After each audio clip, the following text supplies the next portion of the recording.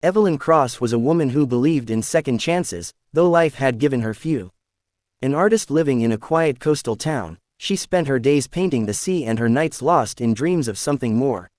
One stormy evening, Evelyn met Lucas, a quiet, brooding man with hauntingly beautiful eyes that seemed to hold the weight of lifetimes. He was gentle, with a smile that lit up the room, but there was something unsettling about him. At times, he would retreat into himself, his demeanor shifting as if someone else had taken his place. Despite the mystery surrounding him, Evelyn couldn't help but be drawn to Lucas. He became her muse, and over time, their connection deepened into love. Yet, she began to notice strange occurrences, objects moving on their own, whispered voices in the night, and Lucas's sudden, unexplained absences. One night, Lucas disappeared for hours during a storm. Worried, Evelyn searched for him and found him on the cliffs, standing dangerously close to the edge. But it wasn't Lucas who turned to face her, it was someone else. His eyes, once kind, were now cold and filled with anger. "Why do you care about him?" the voice asked, though it came from Lucas's lips. "He's weak. He doesn't deserve you." Terrified yet determined, Evelyn demanded answers. Lucas later confessed the truth. He was born with two souls, one light, one dark. The darker soul, whom Lucas called Silas, had manifested after a tragic event in his childhood, the death of his family in a fire. Silas was everything Lucas tried to suppress: his grief, his rage, and his guilt. "I've fought him for years," Lucas admitted, his voice breaking. "But he's growing stronger, and I'm afraid one day he'll take over completely." As Evelyn and Lucas grew closer, Silas's presence became more dominant. He taunted Evelyn, feeding on her fears and insecurities, trying to push her away. But Evelyn refused to abandon Lucas. She delved into research, uncovering ancient texts and myths about dual souls.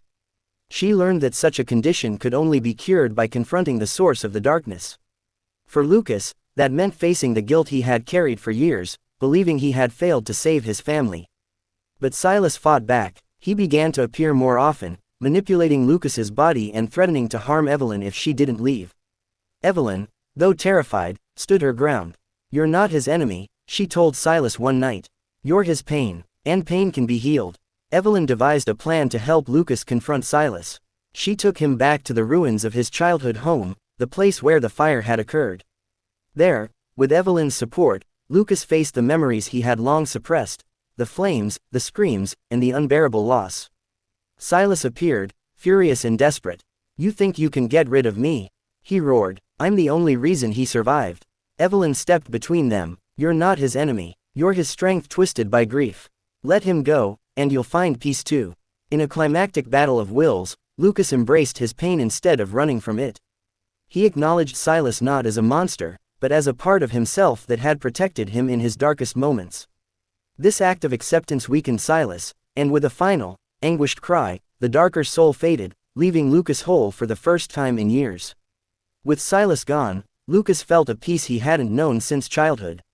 But the experience had left scars on both of them. Evelyn, though exhausted, remained by his side, helping him rebuild his life.